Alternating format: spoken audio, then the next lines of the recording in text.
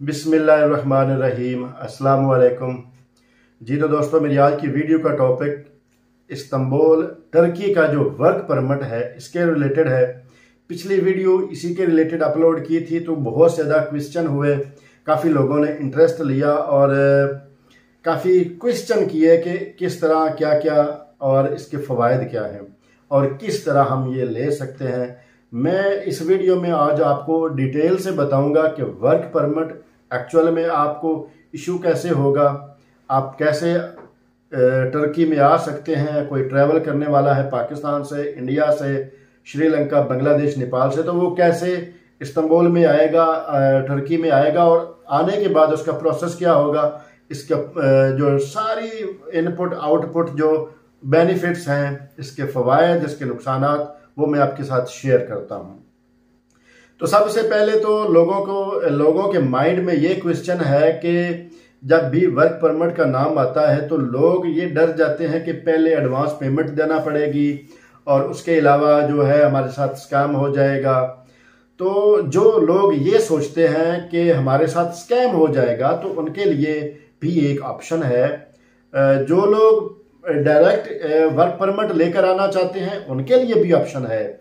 जो लोग डाउटेड हैं कि अगर हम पहले कुछ करेंगे, कुछ पे करेंगे या कुछ ऐसा होगा तो क्या वो सिक्योर होगा या नहीं होगा, क्या ऐसा नहीं हो सकता कि हम इस्तांबुल आने के बाद जो है वो पे करें या वहाँ से हम प्रोसेस स्टार्ट करें।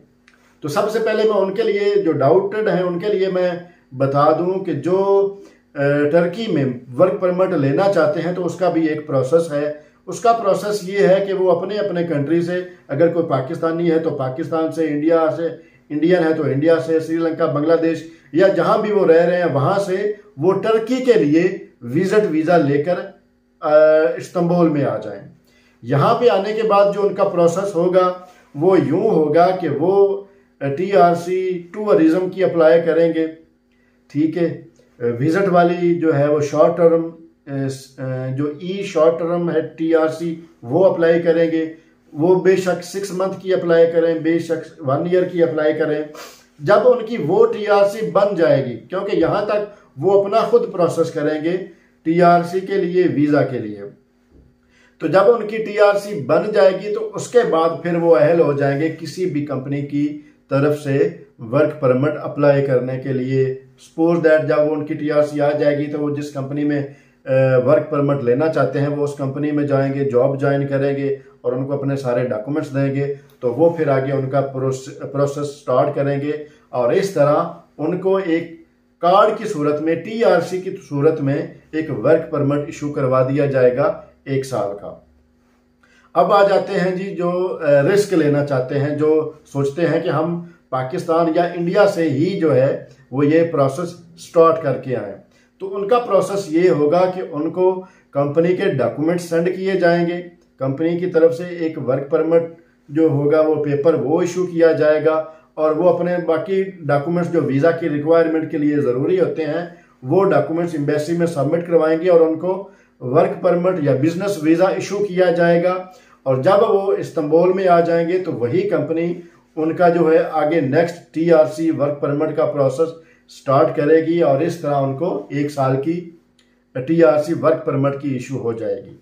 अब आ जाते हैं जी के एज की तरफ। बहुत से लोग एज का क्वेश्चन पूछते हैं।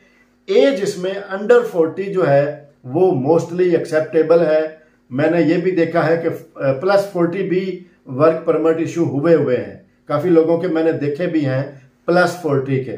लेकिन जो एक एवरेज एज है वो वर्क परमिट के लिए वो अंडर 40 ही एक्सेप्ट की जाती है ज़्यादातर, मोस्टली। तो यही आप लोगों को माइंड में रखना चाहिए कि जो अंडर 40 हैं वो ज़्यादातर अहल हैं इस वर्क परमिट के लिए।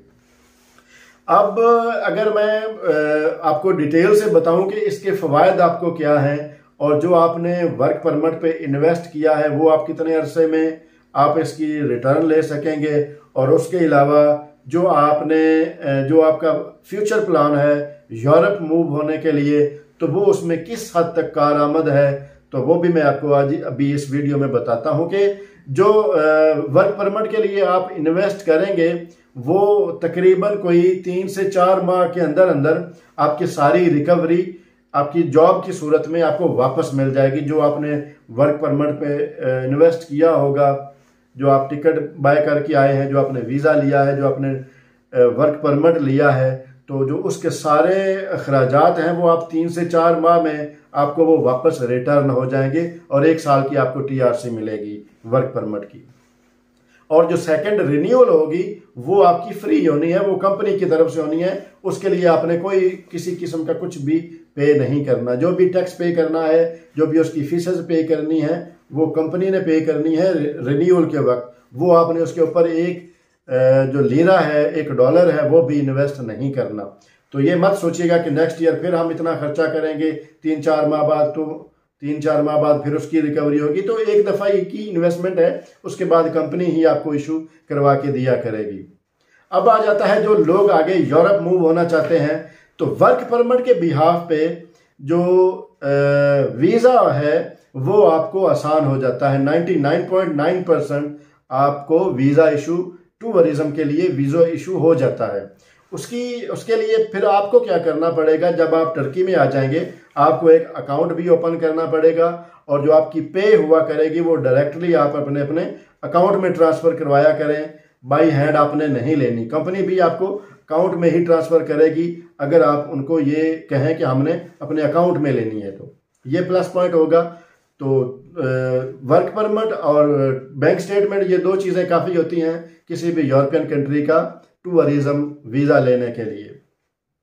अब आप ये सोचें कि अब आपका क्वेश्चन ये है कि जी हम कितने अरसे के बाद टर्की से जो है वो ये वीज़ा लेने के बाद, वर्क परमिट लेने के बाद हम अप्लाई कर सकते हैं या हम जा सकते हैं। तो मैं ये पर्सनली मशवरा देता हूं कि 3 से 4 माह जो आपने अपना इन्वेस्ट किया है उसको वापस करें, 2 माह और काम करें, और जो आपने टिकट बाय करनी है, जो आगे अखराजात होने हैं वो अपना पास रखें, और फिर 6 मंथ के बाद आप वीज़ा अप्लाई करें और आपको वीज़ा भी मिलेगा यूरोप का, किसी भी कंट्री का, क्योंकि वर्क परमिट ही बेस है आपके वीज़ा की। जिनके पास इस्तांबुल में ये वर्क परमिट है उनको किसी भी यूरोपियन कंट्री में जाने के लिए किसी किस्म का इशू नहीं है। मैंने बहुत ज़्यादा लोगों को देखा है फ्रांस का वीज़ा लगते हुए, जर्मनी का वीज़ा लगते हुए, लेकिन उनके पास ये वर्क परमिट TRC थी। तो 6 मंथ के बाद आप अहल हो जाएंगे, आपका अपना सारे जो रिकवरी है वो भी हो जाएगी, और 6 मंथ के बाद आप यहाँ से टूरिज्म के लिए अप्लाई करें और जिस कंट्री में जाना चाहते हैं वहाँ पे विज़िट के लिए जाएं। और अगर वहाँ पे कोई बिज़नेस करना चाहते हैं, कोई स्टूडेंट जाना चाहता है, तो वो उसकी अपनी चॉइस होती है। उसका बाद में इंशाल्लाह उसके बारे में डिस्कस करेंगे। लेकिन ये एक इजी वे है। और इसके अलावा पूछते हैं कि जी आपको क्या प्रॉफिट है, तो कंपनी वालों को आजकल जो है वो लेबर चाहिए, उनके पास लेबर शॉर्ट है। अगर किसी को 20 बंदे चाहिए किसी कंपनी में फॉर एग्जांपल, तो उनके पास जो अवेलेबल हैं वो तकरीबन 12-14 लोग होते हैं। तो मोस्टली उनकी जो स्पेसेस हैं वो खाली पड़ी रहती हैं, जिसकी वजह से उनको लॉस हो रहा है। तो जो भी कंसल्टेंसी करेगा कंपनी के साथ, तो डेफिनेटली वो कंपनी उस कंसल्टेंट को पे करेगी। तो ये इस तरह से मुझे भी बेनिफिट है कि जो मेरे थ्रू आएगा मैं उनको रेफर करूंगा, तो जो वो वहाँ पे आके कंपनी में ज्वाइन करेगा तो वो कंपनी मुझे मेरी कंसल्टेंसी फीस पे करेगी। इस तरह जो क्लाइंट है उसको भी बेनिफिट है और जो कंसल्टेंट है उसको भी बेनिफिट है। तो ये सारी चीज़ें मिक्सअप होती हैं। ऐसा नहीं होता कि कोई भी कंसल्टेंट कोई भी इंफॉर्मेशन फ्री में डिलीवर कर रहा होता है, या कि वो ये सोचता है कि ये फ्री का काम है, मैं फ्री का कर रहा हूँ। ऐसा कुछ नहीं होता। दोनों तरफ से बेनिफिट जो है वो मिले हुए होते हैं, और इसी तरह से ही ये जो जिंदगी की गाड़ी आगे चलती है, और हर बंदे का जो रोजगार है वो किसी न किसी वे से लगा हुआ होता है। तो वो एक थोड़ा सा बेनिफिट होता है। लेकिन अगर आप जारी बात है कि ये कंसल्टेंट 1 महीने में 4, 5, 8 अगर क्लाइंट दे रहा है तो उसकी एक at the end handsome amount बन जाती है एज प्रॉफिट। तो ठीक है दोस्तों, कोई अगर और भी क्वेश्चन हो आपके माइंड में वर्क परमिट को लेकर तो आप पूछ सकते हैं। इसमें वो लोग भी शामिल हैं जो डाउटेड रहते हैं कि हम पहले इन्वेस्ट नहीं करना चाहते, उनके लिए भी ऑप्शन है। जो शुरू में स्टार्ट में प्रोसीड करना चाहते हैं उनके लिए भी ऑप्शन है। तो ऑप्शन दोनों हैं ताकि किसी भी किस्म की कोई जो है वो नेगेटिव चीज़ ना रह जाए। ठीक है दोस्तों, इंशाल्लाह मिलते हैं नेक्स्ट इंफॉर्मेटिव वीडियो में नए टॉपिक के साथ। तब तक के लिए अल्लाह हाफिज।